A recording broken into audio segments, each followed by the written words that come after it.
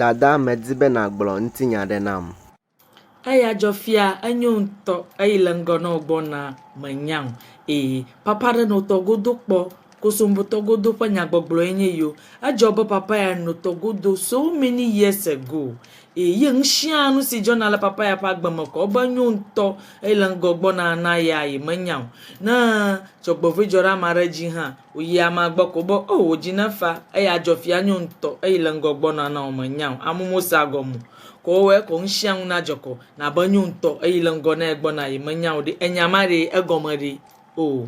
egava wɔ mankpa ebe ŋkɔe va tsi me sia me ke eva dzɔ be yevuwo va kɔƒe ma me eva gblɔ no bo ale ma ko no ʋuƒo me kɔƒea me ne o yi agblɔgbɔ ko va ƒoƒu entertain na ɖokuia enya kpɔna ne yo dzi be ne yo ƒoƒu na o ƒoƒu ne yo le tɔ dzi nyateƒe be ko va de meli di be di no katã no va ge ɖe me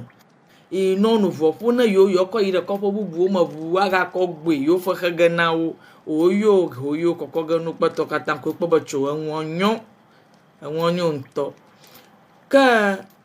oɖo ŋkeke ɖo game kɔ mesiame le ready ko mesiame va ge ɖe melia me papa ya tsi megbe tsɔ gble megbɔ kaba yo gbɔ kpatakpata tso tsi le ge le yo ɖaka me kɔ vɔva va ne da ɖe abɔkɔ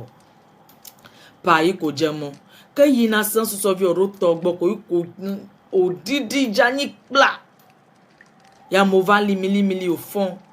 iko bo eya dzɔfia nyo ŋutɔ eye le megbe na gbɔna menya ko ka mbe kpɔ ega dze gɔme lo dzodzo wo dzo yina gbɔ mia to we mo eyina ɖe yevuwo le yevuwo gbɔ one ba le ke hã o ba o itotrɔ ge ya ƒe me o gbo ɖe sia ɖo gbe papa dzo ya ƒe me lo keke yo ʋu me ŋu pa aƒe me yo dzo ke oli ʋu eza do ame yi ʋuƒoƒe le ʋua ma mo gbɔgbɔ mo eʋua me hã melia me hã o yevu ŋutɔ de gudugba barrel mo yi ke ne atsi barrel mo yi ke na aha ƒiƒi aha sese ye wono na no ƒoʋua ʋuwo kui no ƒoʋua ʋuwo kui wo ƒome katã flefle mo ga mo dzi kpɔ mo aʋu ko ƒo mo le evɔ yevu o redirect o kɔ yi ɖe du bubu me mo nya o li ŋkeke 2 ŋkeke 3 ame mo gbɔgbɔ mo o yɔ ve ke ŋua kpɔ ko ba o tsi me lo o tsi me aleke o zu be yevu va ƒlo o fi o kɔkɔ dzi ve dzra kɔkɔ o slave trade ka mo fi va ne oluma na ya batana de tso ke nye ka tono gbɔgbɔ ma le me na nyi do me dza ma o ko ke ne ha le me lo o ba yi me gblɔ ne tari nsia nu si le dzɔ le ogbe me de